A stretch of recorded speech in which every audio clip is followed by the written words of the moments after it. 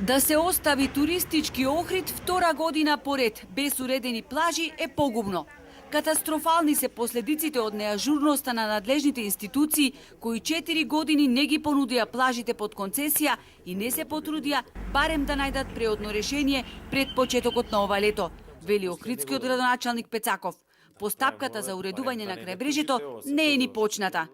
Затоа е потребно да се изработи планот за управување со Охридското крајбрежје, кој што Агенцијата за просторно планирање, Министерството и за транспорт и врски некако не дали има други побитни работи или ова не е нивниот фокус, не се случува во периодот, иако имавме чести контакти и како градоначалника и представници од секторот за урбанизам биле на состаноци во Агенција за просторно планирање и во Министерството, меѓутоа состојбата е статус-кво.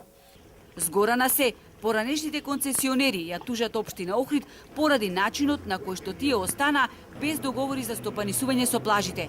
Станува збор за 5 објекти на атрактивни локации кои работеа до почетокот на претходното лето, додека останатите општината ги срамна со земја.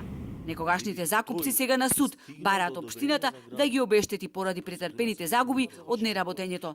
Доколку го добијат спорот, општина Охрид ќе треба да им исплати неколку стотици илјади евра. Плажите се еден од најголемиот проблем, јас кажав апокалиптично сценарио за Охрид, посебно од туристички аспект.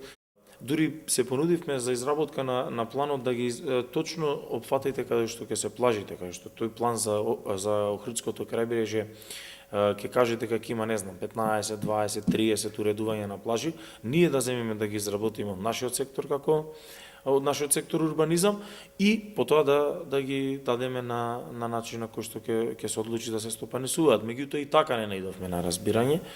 Моја заложба е плажите да бидат уредени. Затоа во овој куст период кој што следи ќе изнајдеме начин барем дел од оваа сезона да биде спасена по основ на уредување на плажите, завршува Пецаков.